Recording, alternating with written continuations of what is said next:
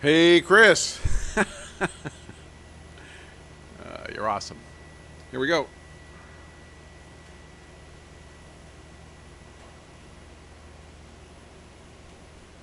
Hey, Chris.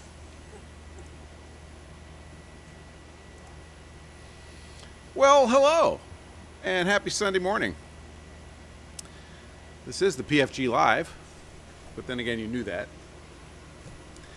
And we're just waiting for more check-ins, but it is 1 o'clock on the East Coast on Sunday in the great state of New Hampshire, despite the fact that this says Central Jersey. How you doing, Chris? What is the latest? Hey, Kevin's here. Welcome aboard, sir. Mr. Stevens, welcome.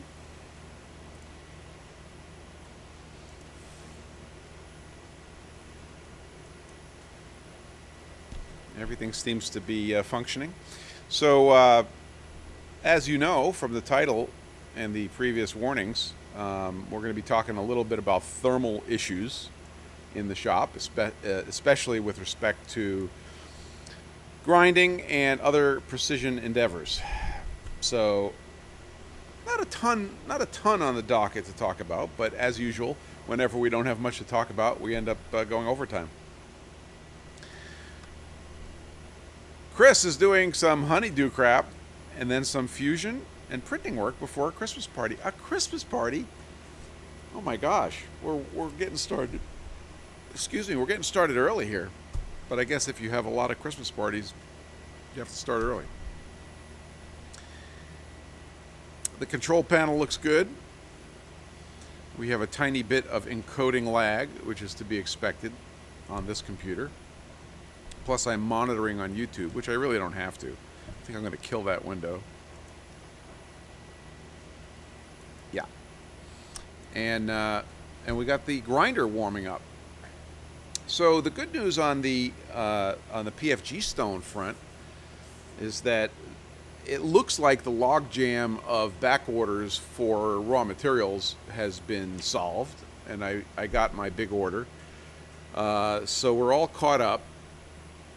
There's one order waiting for a bevel, which is going to probably happen right after we're done here. What's up, Mr. K-Bonk? Welcome aboard, sir. It's all about the power. It's all about the power. I'm power hungry. It's true. So, excellent. So today, if you did your homework, you will have looked up the coefficient of thermal expansion for steel and cast iron and aluminum. I didn't, but we have one number that's important to us today, which I want to share with you, and we'll talk about why it's important.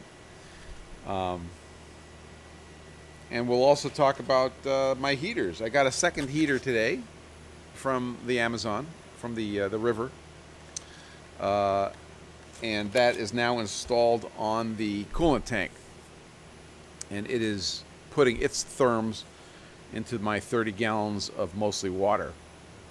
So that'll be a very interesting thing. The heater just turned off. So I ran my checklist. We have confirmed live, and you guys are getting good audio, right?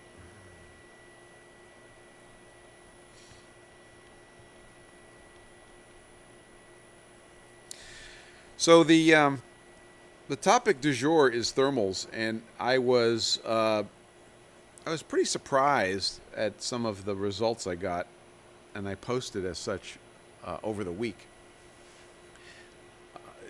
For some reason, I hadn't internalized that these numbers were so different, and we'll get into that.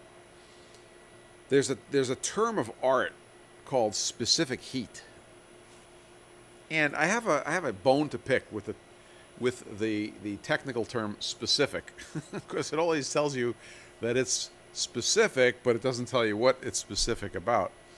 Hey, Bart, thank you, and good morning, or actually good afternoon. It's morning somewhere. So what we're talking about is mass-specific heat. So if you have a certain amount of mass and a certain amount of heat, that's what we're talking about.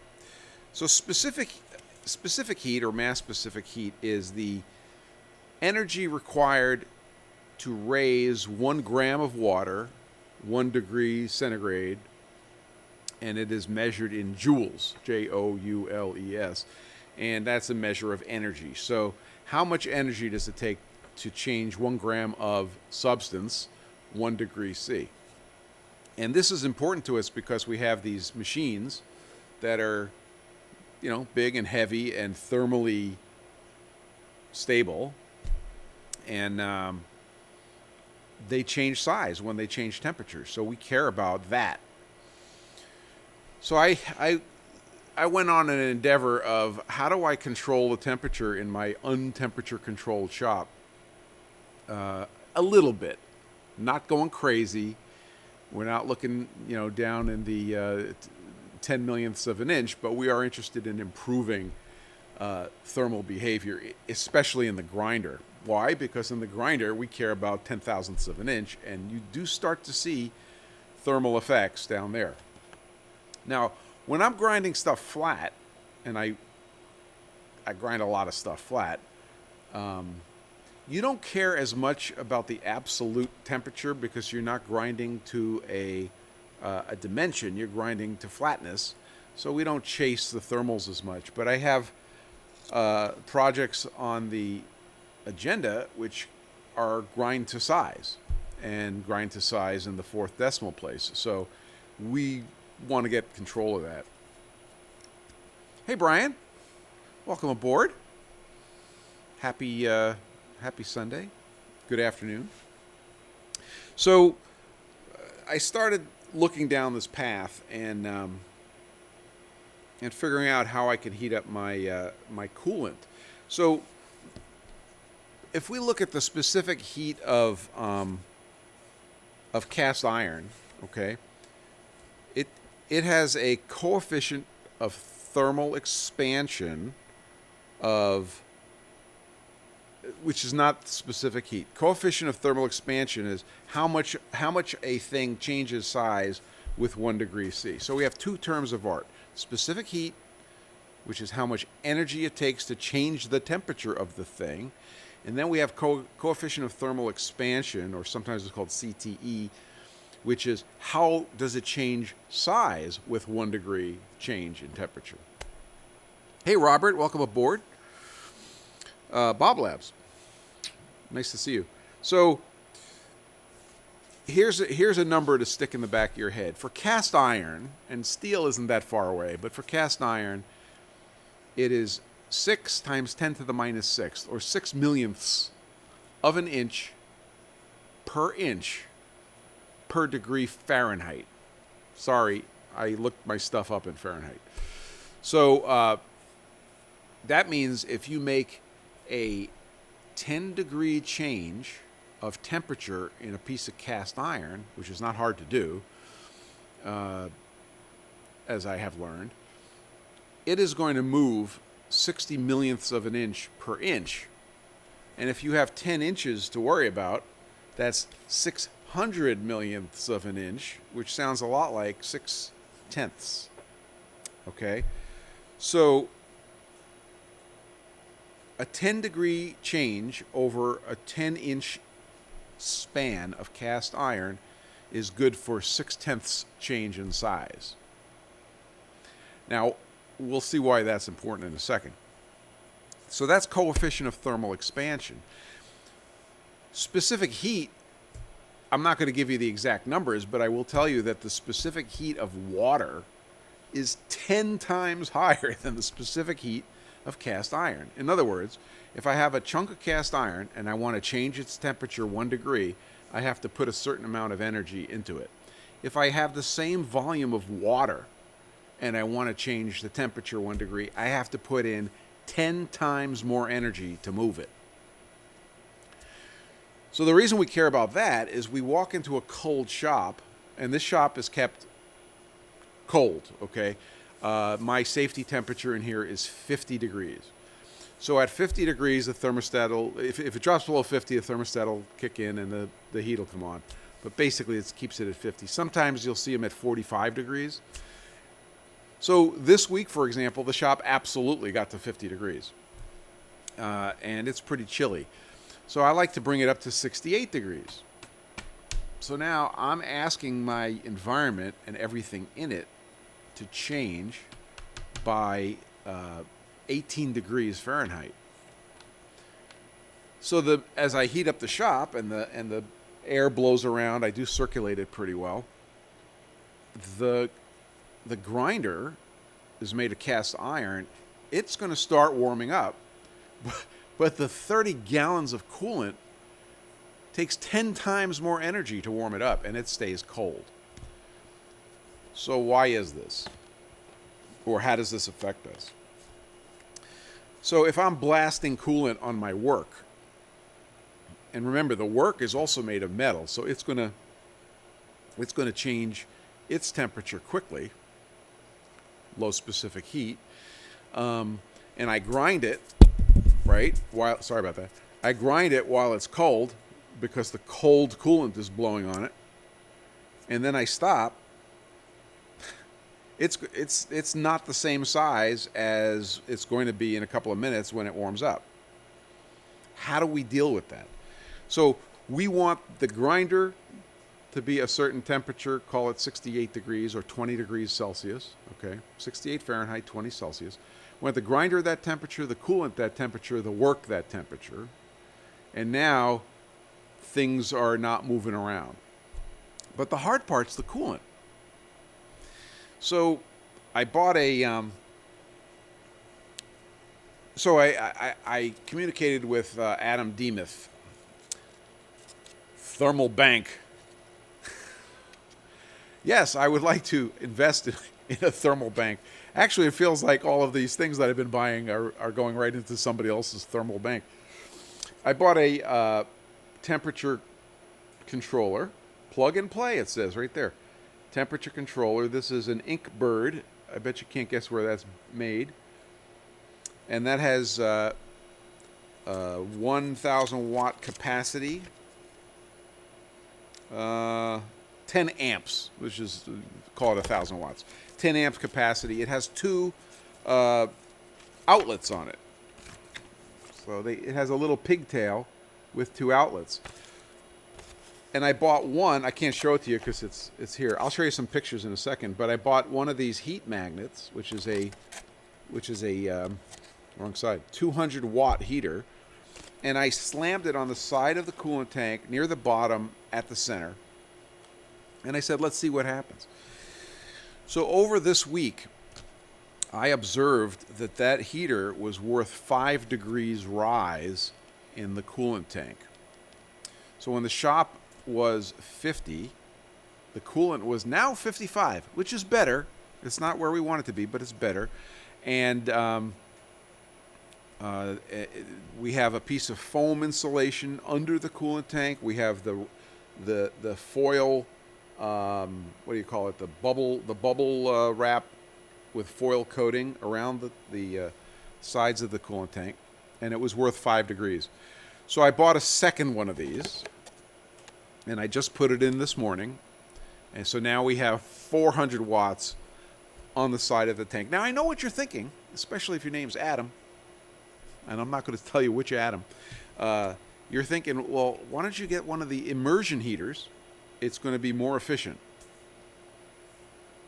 Because I want to try this first. That's the short answer is because I want to try this first. And then maybe we'll go on to an immersion heater. I know there are immersion heaters available up to like 1,500 watts. I'm kind of creeping up on the problem because I don't want to put a lot of electrical energy into this. I want to put just enough electrical energy into this. So we got the two heaters on there, and I'm about to do some work today. So the interesting question is, can I get the coolant up to temperature between those two heaters and the use of the coolant in the grinder? Is everything going to stabilize? It's certainly going to stabilize better, and that's what we're aiming for. So that's the current project, and I'll show you some pictures in a minute. and that's going pretty well. So let's bring the pictures up right now, and I'll show you what it looks like, this very complicated installation. So let's see, where are I need my yeah. So here's a picture of the controller. You can see it's set for 68. It was, at that time it was 55. That is the coolant temperature. So the controller has a thermocouple that gets tossed into the drink, and let's see, it's going to be hard for me to see chat and switch this at the same time. I also have a thermocouple on the, oh, hi Henry, welcome aboard. I have a thermocouple, a dual thermocouple on the grinder itself. So there's two spots, one on the column, one on the base. They actually agree remarkably well. And this was from the other day. Don't read too much into the numbers you're seeing here. And I had started with another thermocouple, a third one that was in the coolant tank. And again, this is a picture. Now this is interesting because this picture is showing the coolant tank at 65 degrees. So this was after a grinding session of several hours. The coolant came up to 65. Okay, still not what the room temperature was set for, but pretty close. It was by no means stabilized. Okay, it was still going. So this was the big shocker. Is I took the infrared thermometer and I measured the floor, and I think I mentioned this last week. I was surprised that the floor was as warm as it was. So it was reading 63, even though it's a concrete floor. So that's sort of the scenario, and of course the room. Here's let's see, I don't know when this was, but this is what it looks like. You can see in the upper right corner, you can see the heater magnet attached to the side of the coolant tank. The magnet above it is just holding on the wrap, and then you can see the controller is on. So when I walked into the shop this morning, this is what the thermostat tells me. So the thermostat says it's cold. So it was literally 50 degrees Fahrenheit in the shop when we started this morning. Okay, so here's the problem. Okay, this is a shot, obviously the side of the grinder, and you can see that you've got the motor, the spindle, and the wheel along the top. Then you have the column coming down, and then it goes into the base, and then the table comes up with the saddle up to the chuck. So if you measured, let's leave the wheel out of this for the moment, but if you measured from the spindle housing down to, let's say the table, not sure how I want to address the chuck, and you ask, what is that distance? That distance is going to grow and shrink with temperature. I mean, everything else is going to grow and shrink, but we don't care about that right now. We just care about the vertical growth, and that's what's going to affect dimensions. And that's where our coefficient of thermal expansion comes in. So what I've been learning is that the grinder column and the grinder base comes up to temperature pretty nicely as the room temperature comes up, and it's the coolant that we need to get going. So if we have, again, let's review the numbers. If we have 10 inches of cast iron, and we change that cast iron by 10 degrees Fahrenheit, which you could see from 50 degrees to 60 degrees, it's going to move 6/10 or 6/10,000ths of an inch, over that temperature change. And this is what we're trying to fight. So if you guys have any questions, I'm happy to answer them. I don't have a lot of data yet because I haven't lived with this for enough weeks, but today will be the first time where I'll be grinding with both heaters on the tank, and I'll be able to observe if we ever hit the set point of 68 degrees. You can also hear in the background the heat cycling, so the room has not yet settled to 68 degrees. That's because I just turned on the heat. So when you see pictures of these highly temperature controlled rooms, like for inspection or even for precision grinding, especially if you go back into the Moore book, Fundamentals of Precision, and you see their precision grinding rooms, now you're starting to understand why this stuff's important and why you have to get a handle on it if you're working in those tiny dimensions. And it is not trivial. Now, one of the things that I am sort of a little confused by is when I see people grinding and they just have a teeny dribble of coolant that never gets into the grinding area directly, which of course, you know, I'm a big fan of shooting the coolant right to the site of the action. So they're just trying to get coolant onto the thing to control temperature. They're not getting it right to the point of the grind. And I'd like to hear more from people who have a lot of experience as to what their thoughts are in doing that. In grinding stones, I think it's really important to get the swarf out, and it doesn't move quickly, so we use lots of coolant. Chris asks, can you place an indicator on top of the column to see what the actual growth is over time and temperature? Rather, why don't you? Your audience demands it. Wow. Seeing as Chris is generally most of my audience, I might take you up on that. So there's a couple of ways to do that. All you really have to do is put an indicator on the wheel housing, indicate off the chuck, and just start from cold and just, you know, bring the thing up to temperature and watch what happens. That's a pretty good experiment. I like it. Yeah, I do like it. Another thing you can do is you can compare that measurement. Well, that's a pretty good way to go. You're on. I'll figure out a time when I can do that. So the experiment, I think, would go like this. It would go, you know, put a tenths reading or better. I have some more sensitive instruments. Indicator, hang it off of the wheel housing or the spindle housing. Touch the chuck. Chris says, see, your audience is brilliant. That's why I'm here. I bet you think, yeah, no, I'm the audience. I'm watching you.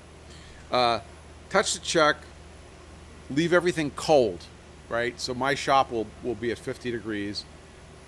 Take the measurement. I'll put a camera on it. Oh, wait, this is even better. I'll put a camera on it and a thermometer on it. Yeah, I like this. And then fire up the room temperature and just heat up the shop and watch what happens. So what would we expect if we had 50? Well, we'd have more than, if we could set it up to be 10 inches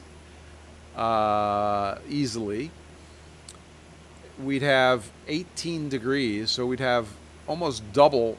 We'd have almost, we should have 1/1000th of an inch. We should see 1/1000th of an inch change from 50 degrees to 68 degrees. That's easy to measure. I have not contacted Okamoto, but generally speaking, standard temperature in lab environments is often, I have to be very diplomatic about this, is often 20 degrees Celsius, which is 68 degrees. So I didn't pick that by accident. I know that there are some environments where that varies. Brian says, are drafts a problem with the experiment? Yes, of course. So some of you have correctly pointed out, which shoulder is it over? It's over this shoulder. That I have a fan here. So I have intentional circulation around the shop to try to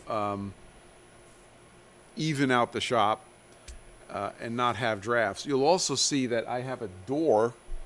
I have a garage door right next to it. So there is a possibility that is going to influence the measurement. But it's a real measurement, right? It's a real situation. Let's measure, instead of setting up a very careful, contrived situation. Let's just measure the real situation, see what happens. I'll be very interested to see that. Okay, I will take that as homework from my brilliant audience. I mean that from the cockles of my heart. I have no idea what a cockle is. We're going to do the temperature experiment. I'll probably do it midweek coming up because I think I'll finish my shop work.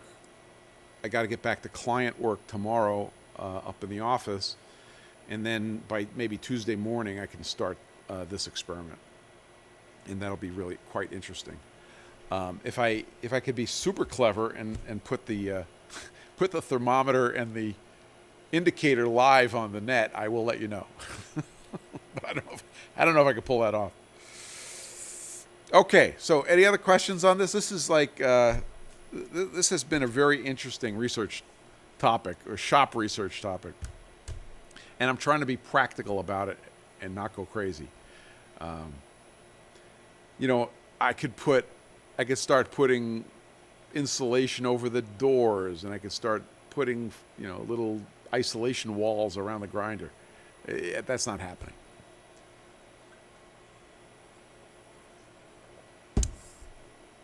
Chris defines cockles as the core of one's being. Do you so Chris, do you eat the heart? You know what I'm talking about. Because when I was growing up with my dad, who loved hunting, and we would go deer hunting, we would get the first thing we'd eat is the heart with onions. It's kind of a weird thing to say. All right, so there you go.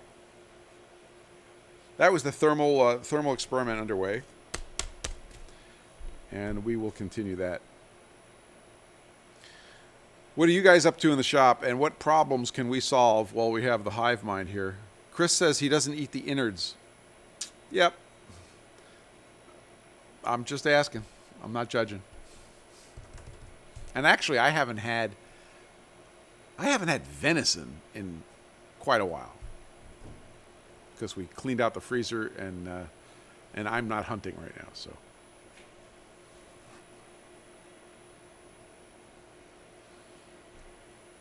I was very happy to see the Pragmatic Machinist doing a grinding project yesterday. A very practical, get her done project. Yes. So Chris says the taste is fine, the texture is wrong. You're absolutely correct. But what a great anatomy lesson.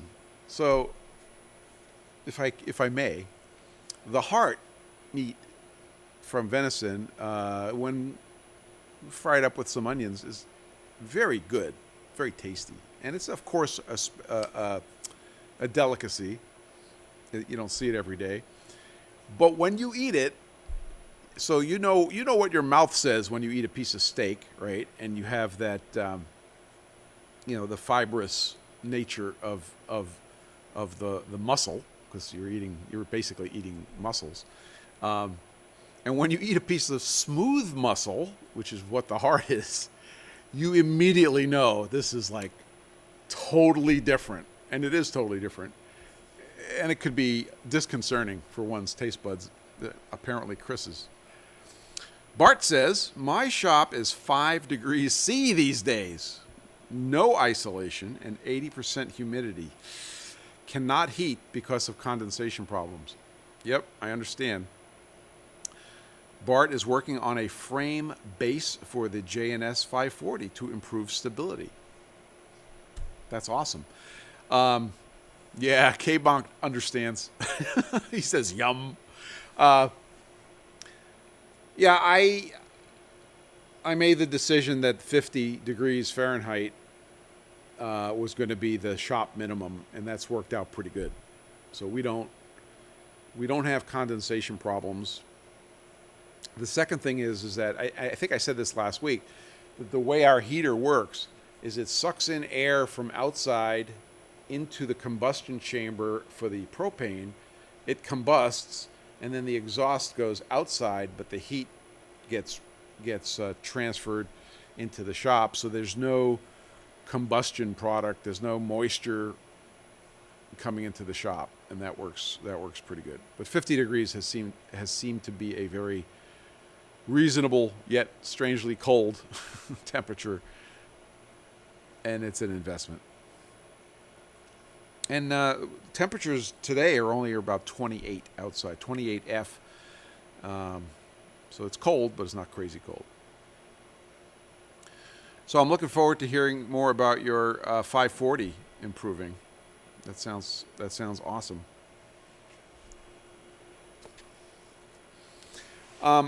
So Chris, we still got to talk about artwork for your laser engraving on your gauges, so we can get those done.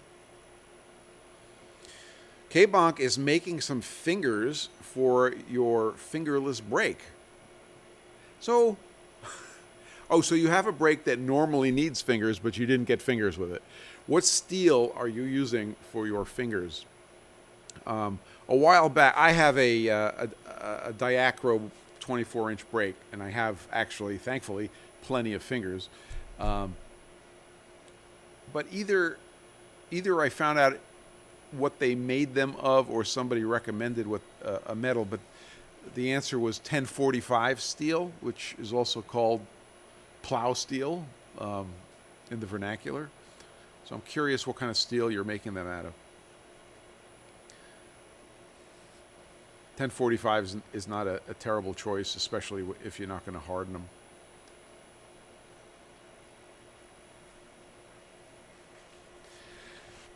My problem is that the shop is so crowded at the moment that if I'm going to use the brake, it's like I have to plan it way ahead, move things out of the way, roll it out from underneath the pallet rack. Oh, you have a 12-inch Diacro. That's lovely. So we have cousins. Just cold rolled. Sounds fine. Bart says his 540 is still on a wooden pallet because he had to move it around. Now he's making a steel base with machine feet, still high enough to get a pallet jack underneath. That's excellent. I bought these yellow leveling feet. I forget what company makes them here in the United States, but they're made in the U.S., and I had them on every machine that needed them. That was the feet. And that worked out really well, and they had a little bit of vibration absorption. The grinder, the lathe, and the mill are all on cast iron pucks. Brian says he did his fingers out of 4140. Fine choice. Especially if you're not, if it's a little brake, I don't think you need anything terribly fancy.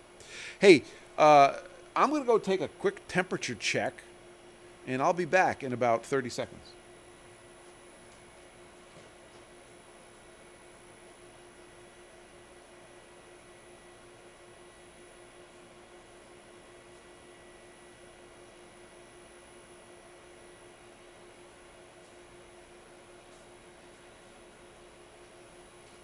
So the casting is up to 58, and the coolant is up to 57. And we'll see what happens. Yes, the yellow feet. Exactly, Bart. I don't remember the name of the company, but they're terrific. And I have the Bridgeport is just sitting on the floor, so I don't have any with a piece of aluminum wedged under one corner to stabilize it, and that's it. That's how fancy we got on the Bridgeport.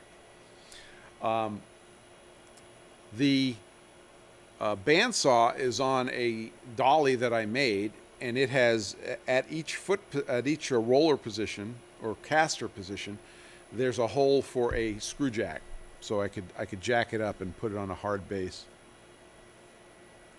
24 feet to go. Keep going. Yeah, they don't give those away either, do they? You were thinking about 3D printing some fingers. Actually, I don't see why that wouldn't work as long as you're not doing anything nutty. You'll find out soon enough. Would you report back, K-Bonk? I want a full report. And hey, how'd the other printing project go? Did you ever make progress on that? I did a few prototypes for K-Bonk. Anyway, so the machine is coming up. The other thing I do, by the way, getting back to thermal issues, is I turn the mag chuck up to full, and then I dribble the coolant across the chuck while I'm warming up, and I'm stealing some heat from the chuck and the room, and that seems to work out pretty good.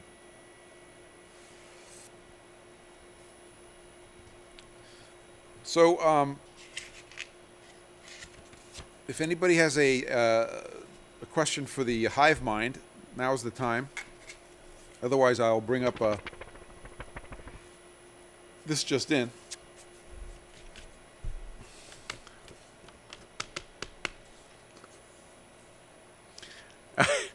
K-Bonk says he went down a rabbit hole. I don't think any of us have not been down said rabbit hole. We should probably get together when we're down in that rabbit hole. Do they have a good place to eat down there? I'm not sure. All right, so those of you who may have met Conjette, my kiddo, a couple of lives ago, she is requesting help from the Hive-Mind. Sam wants to build me a set of Battleaxes, and she is seeking some advice.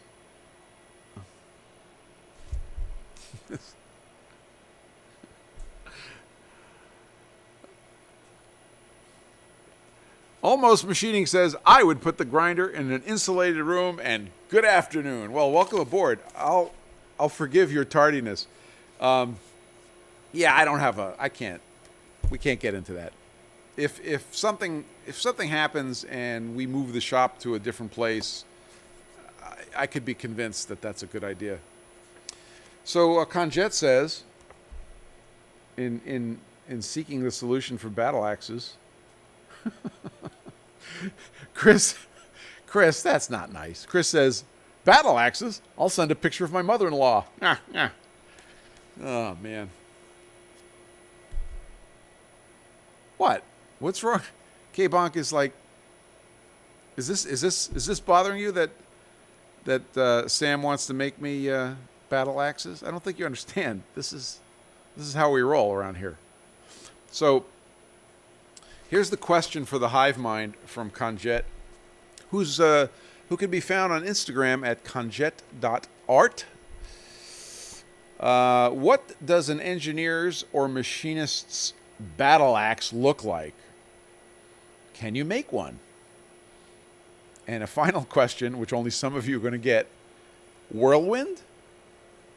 Yes. So how would we make a battle axe? Pool noodles? No. This is...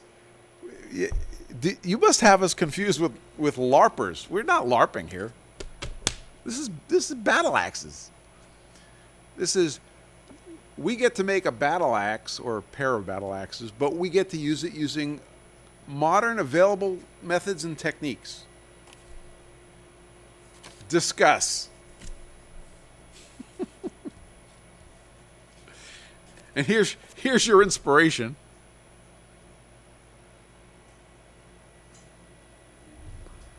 All right, how are we going to do this? Bart would forge them. Yes. You think I can get Windy Hill Foundry to forge me some battle axe heads? Robert says Imperial battle axe or metric battle axe. You know, I don't know. I've heard the Imperial March, but I've never heard the Metric March. I'm just saying. Yes, K-Bon correctly points out that Starrett has Battleaxes in the special catalog.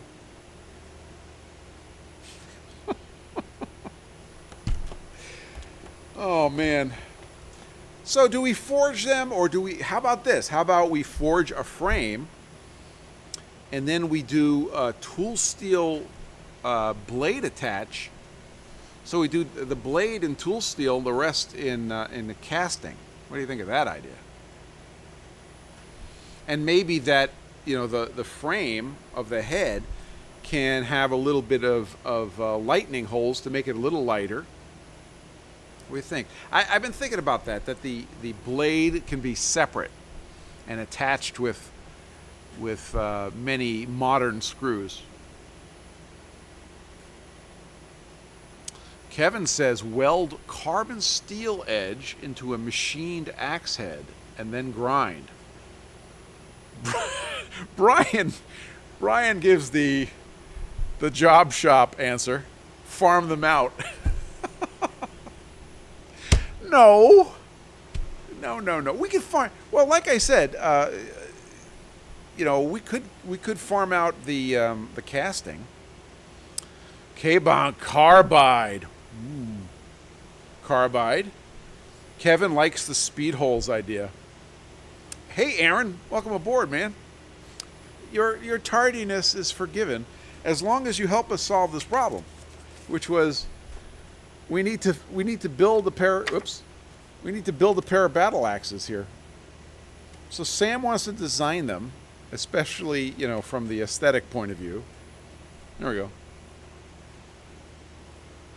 So Conjette is going to design these things, but we have to build them.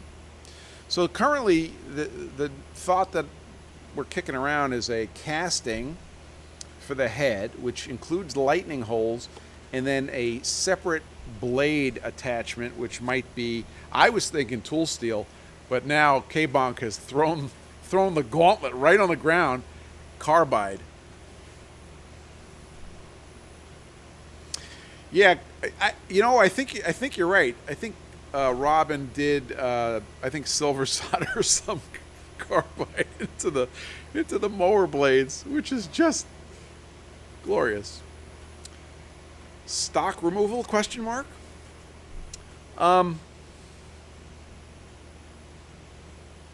Robert says titanium with carbon fiber handle. We haven't even gotten to the handle, so you're first in on the handle. Carbon fiber. Chris correctly says that carbide is too brittle. And I guess you could argue that it depends on the carbide. Aaron says, what's the scale? We haven't figured out the scale, but they're Battleaxes, man. And I'm 6 feet tall. So, you know. Sorry, wrong hand. Got my Battleaxe. It's this big. I have no idea what Battleaxes, what scale they should be. Now, I think I have to give you more information because I haven't like fully disclosed this, but my kiddos and myself, we play World of Warcraft. Oh, okay. Oh no, these are not tiny ones, baby. This is full scale, 1-to-1, Aaron. So, Bart says the world's highest toughness material, chromium cobalt nitride, which is what I just posted about yesterday. If we had enough of that material to make, even to make these blades, I would be pretty happy about it. So Aaron's in. So if you play World of Warcraft, and I'm not suggesting you start, I do not want that responsibility. But if you do play World of Warcraft, you can look up the character name Conjugator, and that's me. I think I've been copied, but a couple of times, but those characters have faded away. So if you look up Conjugator, you'll find me. So what do we have so far? We have a carbon fiber pole. I love that. We have a casting for the head. Windy Hill, right? And then we're talking about the blade. So we're arguing between carbide and tool steel. I don't think we're going to get enough chromium cobalt nitride of the flavor of recent postings. Chris says, what about pikes? You can't have a battle axe and not have a pike. What for putting heads upon? So, were those pikes? Is that's separate from the battle axe, or are you imagining it coming right off of the battle axe? That has to be separate, right? That has to be a separate item. You wouldn't leave your pike somewhere. And Aaron says carbide would be expensive as hell. And what's wrong with that? Is there something wrong with that? Yep, it would be expensive. Oh, it's a separate item. Okay. We'll deal with the pikes separately. Oh, K-Bonk says ceramic holds a nice edge. Well, you're back into brittle territory, right? I think that battle axe has to withstand smacking into some pretty hard stuff, so I'm not sure ceramic is a good idea.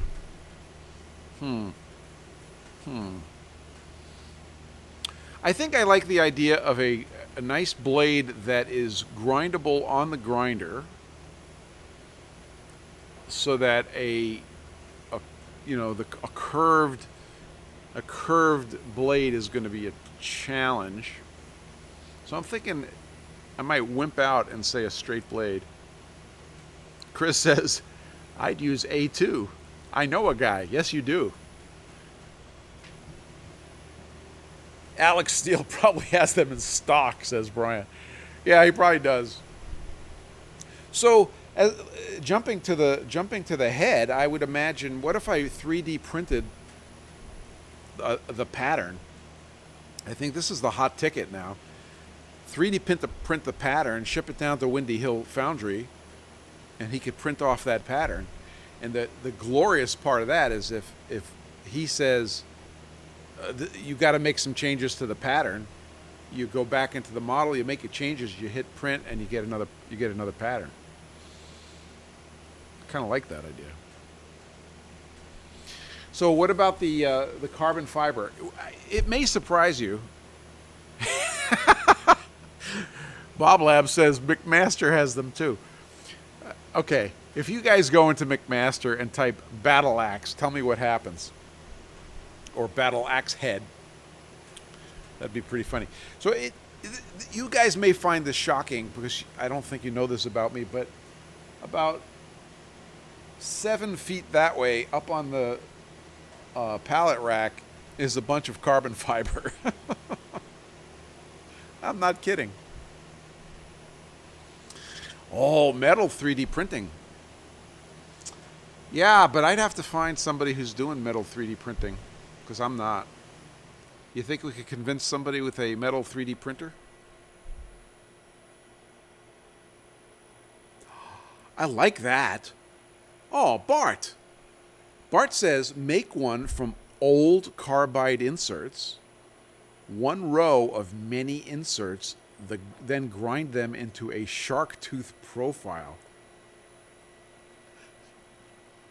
You know what I have 20 feet that way, or actually 15 feet that way? A box of random carbide inserts.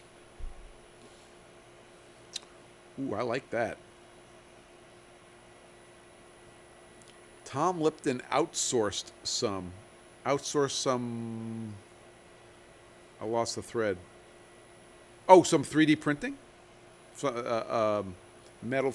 Yes, I remember Tom outsourcing to one of the service bureaus. We don't want to use a service bureau. We could find somebody in the Hive-Mind here that does it. Yeah, Bart's got it, right? Let me grab this box. We'll see what's in it. Hang on.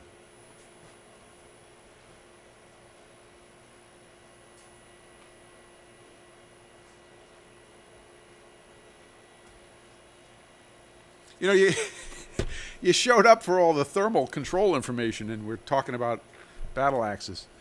Yes, he did. I remember that. Random carbide, baby.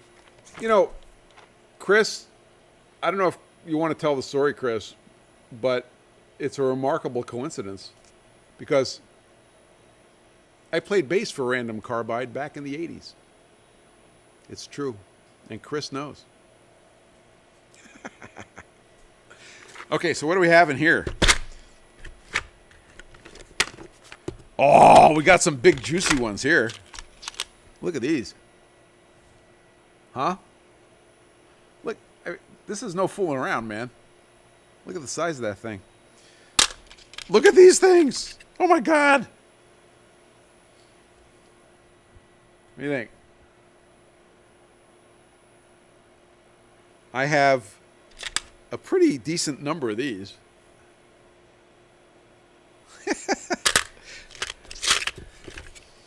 Okay, so, oh, here we go.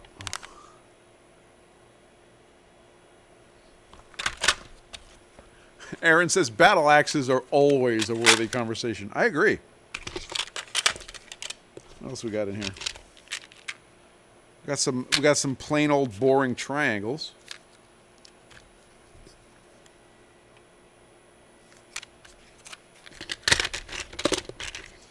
Listen, when I said random, I was not kidding. Well, we could probably fashion at least one, if not two, Battleaxes out of this. Very interesting. Oh, K-Bonk says you have some to donate. You're very kind. Well, I'll take them. And these are truly random that came from just, well, random places. And you know, you grab a piece to use on a project, but basically I have nothing going on here. So let me get my in-house artist thinking about these things. Brazed triangles. Bolt on to replace after a battle. So I was digging the idea of a bolt on specifically for that reason. You know, you break them, you replace them. That would be awesome. Okay, so I like that, like maybe too much. So yeah, I'll put the call out.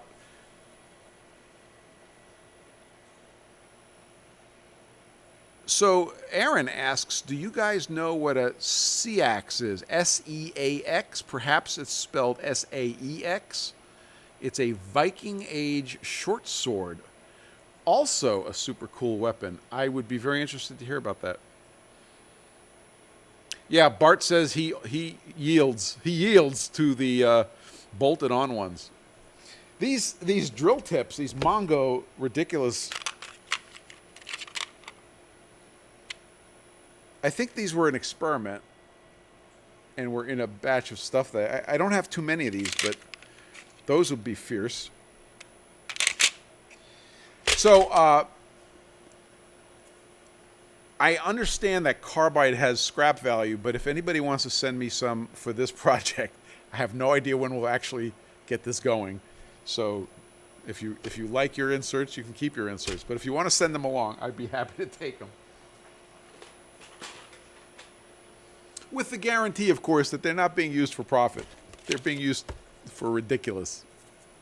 And I will review this with Sam, also known as conjette.art. You guys are out of control. Well, we're actually approaching the top of the hour. And thank you for your input on the Battleaxes. I will have a design review meeting with my artist right after this broadcast, and we will make something happen. So, any other topics? Anything else we could solve today? This was huge. Thank you very much. Who's texting me? Aaron.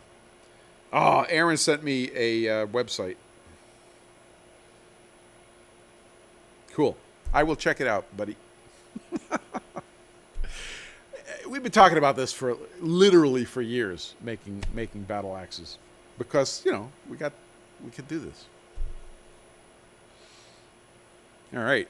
So floor is open for any topics, any questions, and any complaining. The Virtual Foundry is selling stainless filament. Have borosilicate too, haven't tried it. Wow. I don't even know what to say. Stainless filament.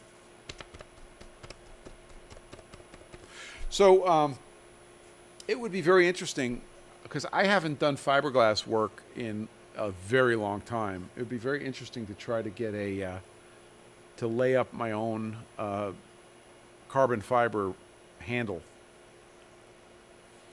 I'm thinking that would be a core wrapped, saturated, and that would be it. In other words, no, it wouldn't be hollow. It would have a filler. Check the website, The Virtual Foundry. Okay, I'll take that as homework. And I got Aaron's homework too.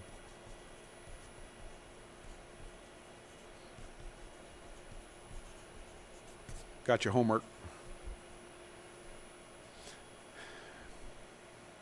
Oh, Aaron says, I'm going to buy a surface grinder soon. Torn between Mitsui, Parker Majestic, and Parker Majestic. Okay, no Okamoto? I'm not pushing, but I'm just asking. K-Bonk says, please use epoxy.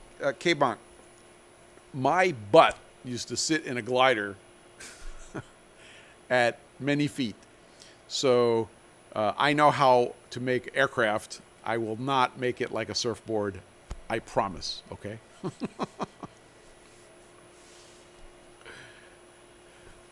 He was all worried that I was going to make a surfboard. It's not a surfboard. I totally get it.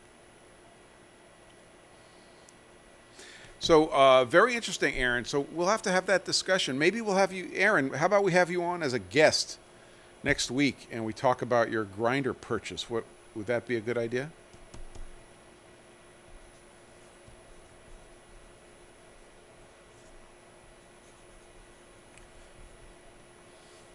You're on my list.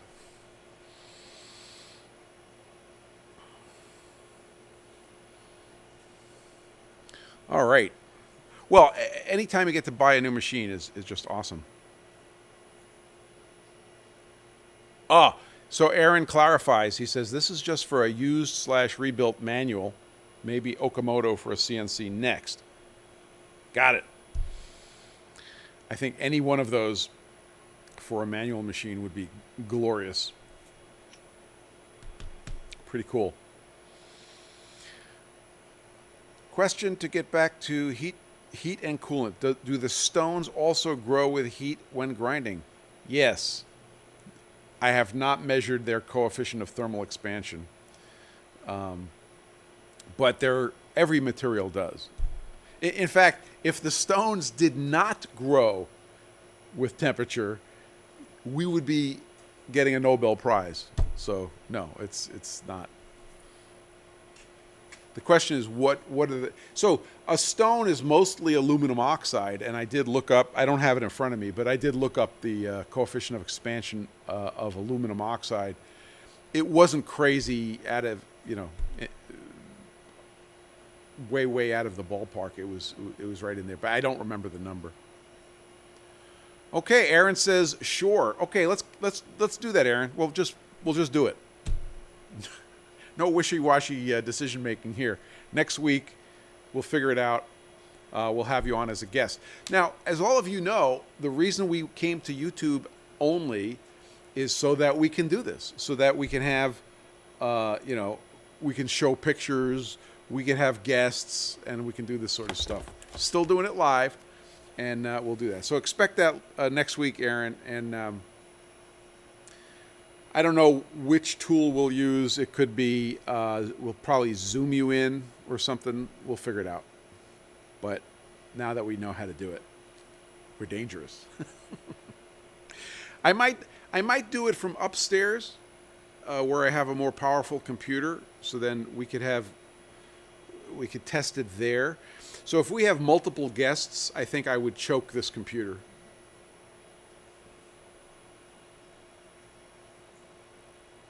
Yeah, no, Bart, you're absolutely right. So, Bart, let me give you a thought experiment. If the grinding wheel and the stones and all the stuff in the kinematic loop had the same coefficient of thermal expansion, the only thing you have to worry about is from the top of the work, draw a line on the column, and then from the bottom of the wheel, go over, draw a line on the column, and then that's the length you have to worry about.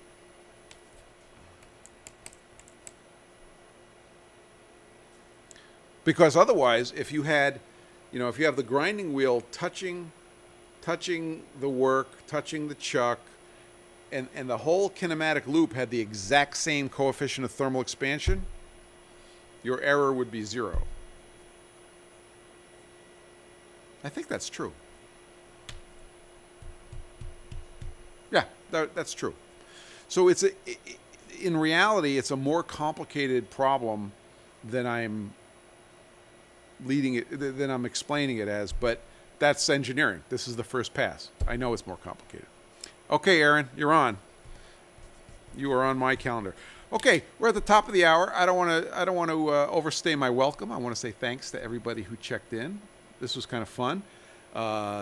We reported on thermal stuff. I showed you some of the results we're getting. Success. I'm going to go practice what I preach with the heaters. And then we had a fun talk about solving a problem, which is necessary. And that was a lot of fun too. So have a great week, everyone. And we'll see you.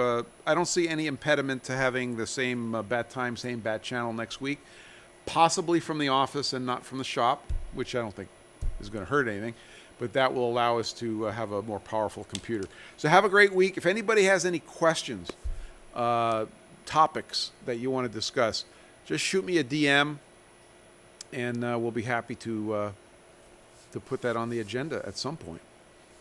Happy Sunday. Go have some fun. We'll catch you later.